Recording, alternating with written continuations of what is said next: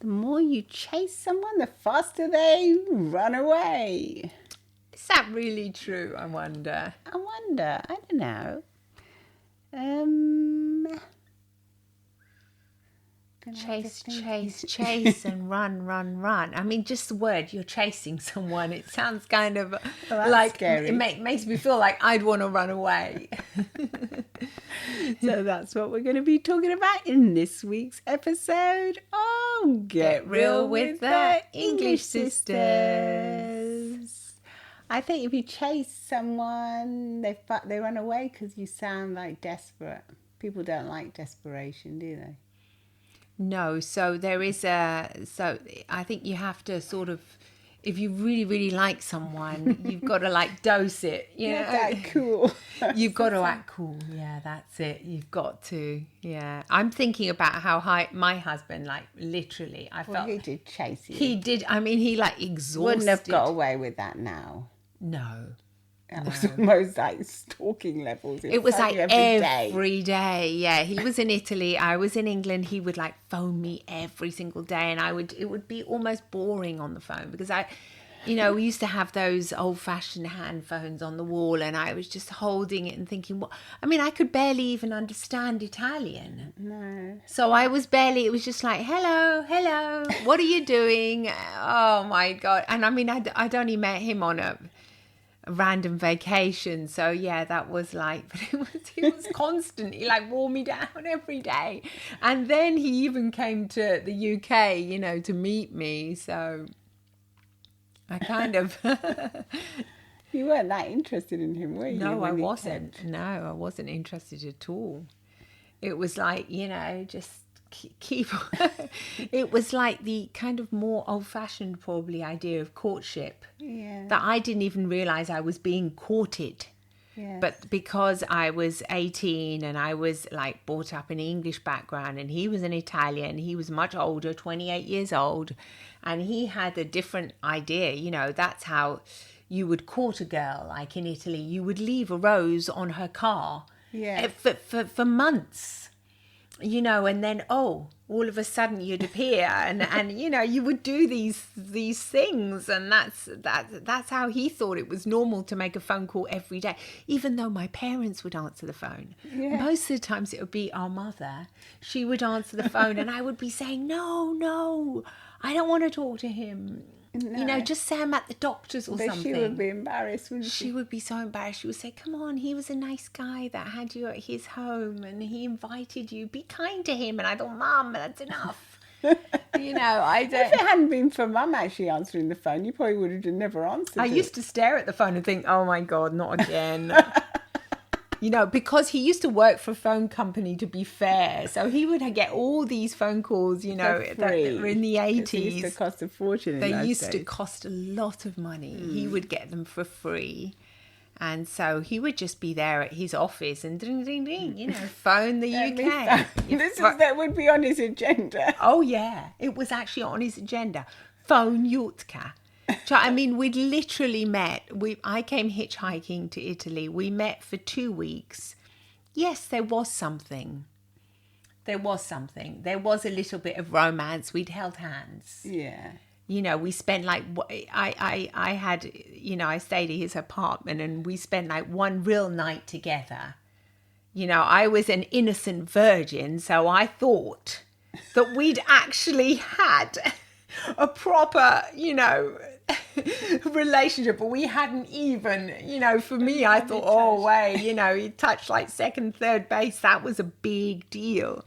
But then, then the day before I actually left to hitchhiking back home, he actually said to me, we went to this little restaurant, and he said, this is not goodbye.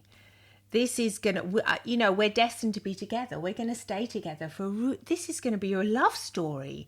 And I thought, no, not really, because I'm going back now. You're nice and you're kind and you're like the first man that's ever showed any interest. Made me feel like, pretty and appreciated. Because I was a bit of an ugly duckling, in those days. You felt like I felt like that. And... and I felt like, this interest. But I thought, this is never gonna, bye. That's it. But then little did I know there was a reason why he asked for the phone number, and then it was going to be a constant persistence, as they used to call it. That reminds me of, I think, Grant Cardone. He did the same with his wife, who had nothing to do with him. And as soon as he saw her, he said, I'm going to marry. And he says it nowadays, it would be considered stalking. Really? Because yes, to the lengths that he went to get her to go out with him. Yes. And when she kept saying, no, I don't like your type, you're not my type, I don't like said. your ideals, what you represent, I'm not really bothered with. When they talk about their love story, it was always like that, and he just kept insisting and insisting. And there you go. I mean, there's something to be said for that kind of old-fashioned... He chased like mad. But he never did show himself as being needy. No. So but I suppose that's the distinction. Yes, yeah. He did chase, and he did, and he came to England. He actually said, I'm getting on a flight. I'm going to be there at Gatwick Airport on this date. And I remember thinking, what if I can just not go and pick him up? And then I told my mum, and she said, who is it, that jaw fellow? I said, yes, Mum. He said, he's coming round, and he's coming like on this day. And she said, of course you have to go. You're going to have to go and greet him. You stayed at his house. He treated you really well when you were in Rome, in Italy, and it's our duty once again, to be good, to good be citizens. Not good, like to be good, to offer him our house now, to be kind and let him stay with us, and we have to look after him, sort of thing, because he looked after you. So I did go and pick him up, and that's the end of a long story. But anyway, yeah. And how many years and we're still together? It's been like 39 years now. So It has been a very long time. I think it's more than that. Not married together, it's been more than that. Since you were 18. Yeah, no, well, I'm 57 now. It's about 39 years. Definitely a very, very long time together. And... yeah, but that, I mean, I don't know why I thought that, because you said the more you chase somebody, the more you chase, the less likely they are to be interested in you. I mean, you weren't interested in him at first, but then he obviously did the right things afterwards. Well, he was a clever chaser, wasn't he? He didn't show himself to be needy. No, he didn't. Chased at the right time. So maybe... I guess it's like, the tiger, when you're going to see the prey, what do? They can't run all the time, because they get exhausted as well. They wait, like the little cats as well. They wait, they go down, they wait for the right moment. Yes, they pace, and then they pounce in that particular case. Of hunting, you have to be patient. But, I mean, what about, say, okay, in love and that, if you... Obviously, no one, I mean... Now, if you act like desperate or needy, it's going to be a massive red flag.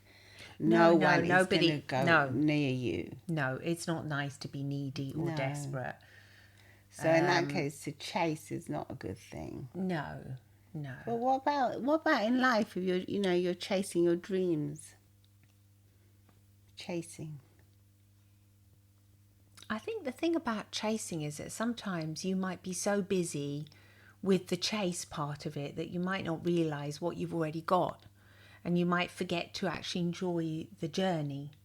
Yeah, because how many people are actually that happy when they actually get there? That's what I mean. And when they get there, do they just, chase something else? Do they just, the bar, we'll raise another bar now? Yes, yeah. So say if you're chasing, if you want to be, say, a millionaire, you get to be a millionaire, then what? That's then not enough. No, then it's, okay, I've done that. Okay, great. I now want to be a billionaire. Now I want to be a multi-billionaire. Exactly. There are always other people that are going to have more than you, or that perhaps with your lifestyle, then you need to raise the bar, like what you were saying, because you have other, financial needs. the higher you get, the more you have to pay, the more you have to, The you more know, stressed you can get. it's all in proportion, really, isn't it? Yeah. And how happy are you actually when you might be really happy if you appreciate the moment, but then I don't think that's really chasing. If you're appreciating each step of the way and enjoying the journey, you're not actually chasing. You just have a goal in mind, but you're not chasing it. You're in acceptance. Well, to I be may fair, get there, I may not. that's what my husband did say at the time, because when he did say we'll meet you in Gatwick, he remembers just the other day he was talking about it. He said, in my mind, I did know there was a chance that you might just not appear. Yeah. Because you didn't sound that convinced on the phone. And I wasn't even sure you even understood me. Because I told you, write it down, but I told you in Italian and you were writing down numbers, but you know, like the flight and the time, but I didn't know whether you were going to be there. And I just had to accept the fact that I might arrive in a foreign country, in a place where he couldn't speak English and nobody would be there to say hello. So in the meantime, he sort of started making friends on the plane with other Italians and saying, hey, I'm going on this adventure, but I have no idea. So he let go of the outcome. Yes. And he enjoyed the adventure. The experience. So in that particular case, you know, to be fair, that is what he did say. So it wasn't just like a crazy chase. No, I'm crazy about this girl. You know, if she says no, I'm going to, you know, be really, really upset. It was just like, okay, an adventure. Yeah. So whatever, It's a bit of a game. will be. Yes, it was a bit of a game, really, I think. So in my particular case. But yes, I think if you can have that mindset, you know, like chasing success, yes. But if you're in that mindset of whatever will be, I'm going to put my best, you know, I'm going to give my whole for this project. But if it doesn't work out, there may be something else along. Yeah, thinking about my husband, he did the opposite of chasing. Yes, if he had was chased, very clever. I wouldn't have been interested in him in the slightest one bit. No, he acted cool, didn't he? acted Like what you so cool. I mean, we met in our dig, so we were living together. I was one of two girls in a big house with, I think there were 5 boys there. And I thought, oh God, this is University. I was a bit scared because I thought it's I a was bit scared dodgy. for you. There's all these men in the house, but I thought there's another girl, it should be okay. Being a bit naive as you are in those days, you just went for it. You went for the adventure. And he was one of the 5 lads, and he kept his cool, but he really liked me right from the start when he first saw me, and I didn't think anything of him. He was not my type. Absolutely not your type. No, a shy redhead. Yeah, absolutely not. You know, and he kept it really cool. And he was his room was on the way. I was right up in the attic. He would always leave his door open, so I would always pop clever, in. wasn't he? Hi John, what you doing? You bored? Yeah. Okay, I'm just sitting. He would just be pretending I was just having to be asleep. But it's, no, I'm awake. I'm just, because when I would see his door open, I'd think, oh, he wants to have a chat. So I would go and chat.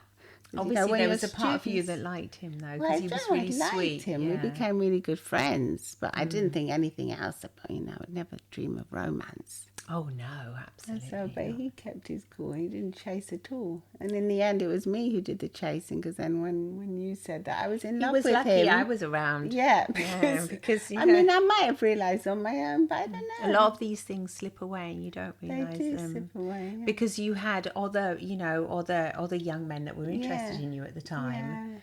Yeah. And so it could have just slipped away. I mean, it was because Violetta phoned me. I was still in our parents' house, and she actually phoned me on the same phone, the wall phone. It was funny. And we were having a chat, and all she would talk about was, oh, I did this with John. Then I went to see John play football.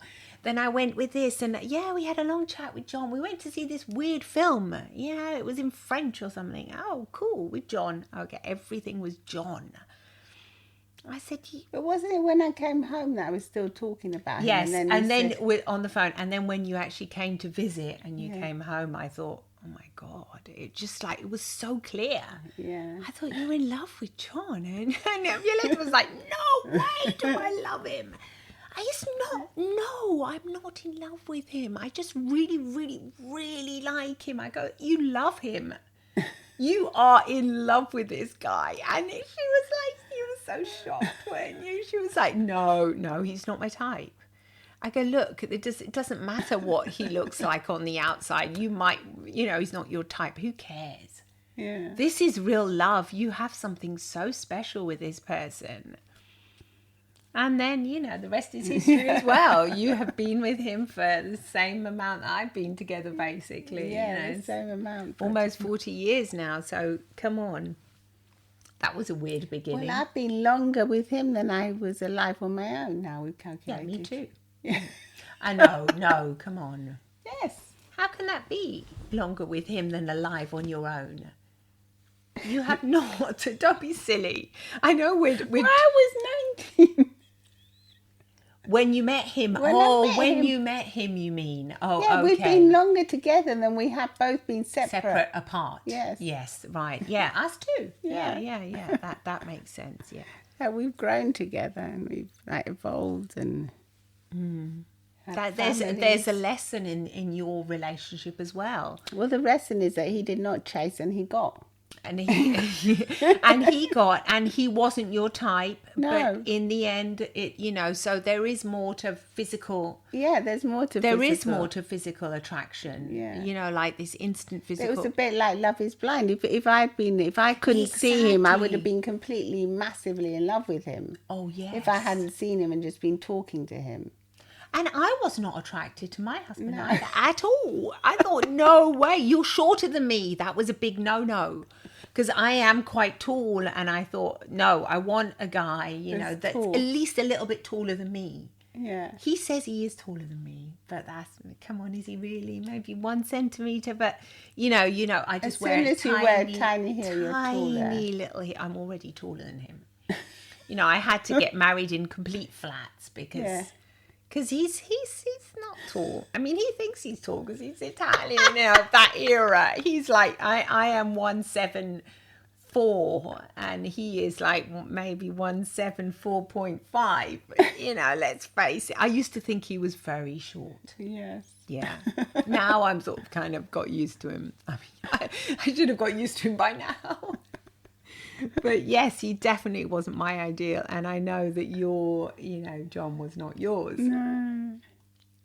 It's funny. But they love you now, aren't they? Well, yeah. Yeah, and so you overcome that part as well, Yeah, don't you? Yeah. obviously. Then the attraction comes. Once I realised I was in love, then the attraction came. It's like it all flooded me, the whole thing. Absolutely, yeah. You suddenly and I thought, just went wow, for it. I had, Yeah. I did not realise it. It's like in those rom-coms, isn't it? When they have...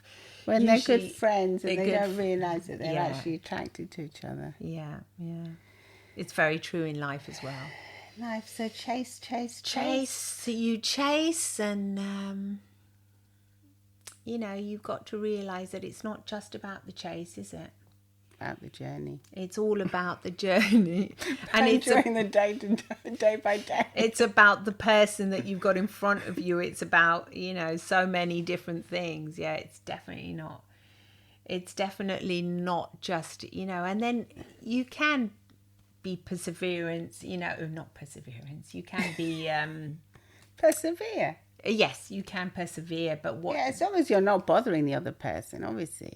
I mean, if the other person if John said, hadn't do not persevered phone, with you, he would have like never. if you said to Jojo, never ever phone me again. I don't want to hear from you again. Oh no, I was and then not. You weren't. You were quite I was chatty. polite. You were polite. We were so taught you were to like, be. Yes, you it just was. like say, okay. He'd probably say, okay, I'll phone you tomorrow. You say, okay, bye. Yeah. And then you'd hope he wouldn't phone. No, I used to say things like, no, tomorrow I'm busy. I'm going to college. get the I'm hint. going to school. Yeah, but.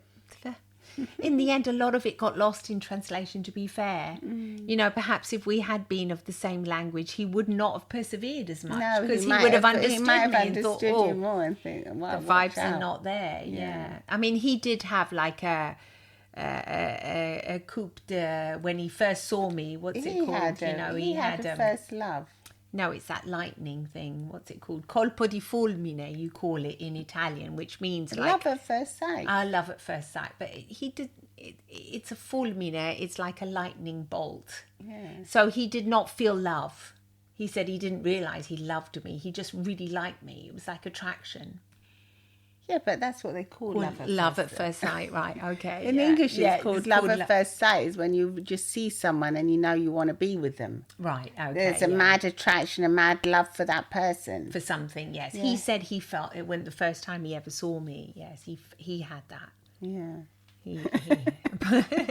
But I definitely did not, and I did not. Yeah. I don't think John had that, but he must have had something Violetta, similar are you because he joking? remembers the exact moment of me eating the marmalade sandwiches. He had that. Are you kidding? He just says he didn't. He had it the first time he ever saw you. Come on, you remember you were eating a marmalade. Yeah. It's the same way that Giorgio, he says he remembers me opening the car door. Yeah, but I remember him as well. I remember him coming in his like little football outfit. This guy that comes in. I guess you remembered him because it was like an event in the house when there were lots of boys. Yeah, and I didn't know he lived there. So I said, "Do you live here?" And he said, "Yeah." And he thought, "Oh, God." She doesn't even know I live in the same house. And I was here before her. And he was a second-year student. So he was more used to living in digs and everything. It's because we were very... But we remember the exact words and, more or less to the word. We remember exactly what happened at that time. So it was obviously an eventful moment. I guess I remember it too. Yeah, it's like what they say when you're in that love state or that like. I definitely wasn't in a love state. I was in a fight or flight state. Well, fight or flight then, but I was like when I saw him, he was on this balcony, you're in a particular state of mind. You're not in like just being normal, just going about your day. You wouldn't even remember.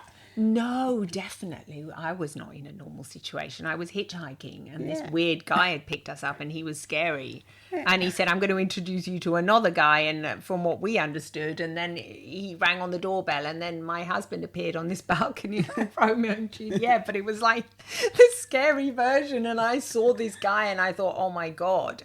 And this other guy in the car, I mean, the story is very long. He said, "I'm going to take you to this guy's house." And we were saying, no, we want to get out. Get us out of the car. So the whole thing, it's very, very odd. But anyway, I do remember seeing his face. Yeah. Even though I couldn't see very well at the time. No. It was I had. You probably imagined it. Or maybe your senses were sharpened. You can't. You know what they say when you're in fight or flight. You can suddenly see. You can. Everything is like sharpened. Obviously, yes, I remember. I remember seing the hair and the smile. I was slightly short-sighted. Yeah, I remember it. I guess what you do a lot of the times when you don't realize that you're falling for somebody is the feelings that you feel. Yeah. Like the kindness was coming through, good vibes. Good vibes, yeah. Whereas the other person that picked us up in the car, it was bad vibes. I did not like that person. I had to get away from him. But this other person was, you can sense it. But I mean, I don't know whether this has got anything to do with chasing. Well, but it's gone on a bit of a story here. Yes. But these stories are like stories that our mother used to tell us. Yeah. And there's a reason why we're sharing them with you because they have served us well. And we hope that our stories may serve you, and to the listeners out there, because they're just life stories, but they're real life, and they're things that really do happen. And I suppose it's also a lesson that don't always be so quick to push things away because they might be good for you in the end. They might. I mean, what from both of our stories, as far as relationship goes. They might be good for you. Yes, they might. They definitely. I mean, I do love him very, very, very, very much, my husband, and so do you. Yeah. So yes, they were treasures in disguise. Let's say. Maybe they don't think they were in disguise. They were in disguise to our eyes. Yeah, we couldn't realise it. Mm. Anyway, let us know what you think. Has chasing ever done you any good service or not? What do you think? We're definitely we've definitely had experiences of it. We've had experiences, and I know that to be persistent, like in business, is It's good. yeah. But if you feel that you're just chasing, and you're not getting to where you want to go, that's not good. No. No, you've And you got have to reevaluate, and accept, and change Yeah. plans, even though you think, no, I've invested so much in this. yes. And it's also true that a lot of the times you're almost there. Yeah. And you don't go that further step. But in this particular case, I think, there's a difference between chasing and being ambitious. Mm. You have to understand the difference, if you're... Yeah, I think if you're ambitious, it's all good and good. It's good stuff. As long as you don't get too attached to the outcome. Because when the outcome comes, you might not even be that bothered in the end. It's about the journey, really. It's about enjoying making sure it's my everyday, quite nice. Do I actually enjoy my everyday? Well, I think you've made a good point there. Do I actually enjoy every day? Okay, today I really worked really hard, but did I have a good day? Yeah, I did have a good day. Well, okay. That's so fine. That's fine. Yeah. Some days, you can work 15, 16, 17 hours and maybe... As long as you realise that you only have a certain amount of hours to live. Yeah. So if you become like mindful of that, and you know that these are your hours, these are your minutes, and they're precious, then that's okay. I'm doing something that's in line with what I believe in. Yeah, something that's giving me satisfaction. Or it's giving me satisfaction because it gives me financial freedom, that I can buy things and provide for my family and help others. That's fine. You're getting... something back, aren't you? Anyway, let us know what you think. Do come and see us on YouTube too, where we have the video version of us and also have the podcast version. So wherever you get your podcasts, come and see us and come and say hi on Instagram at Get Real with the English Sisters or at the English Sisters, where we also have our luxury lighting, vintage lighting there too. Goodbye for now and see you soon. Love and smiles. Bye. Bye-bye.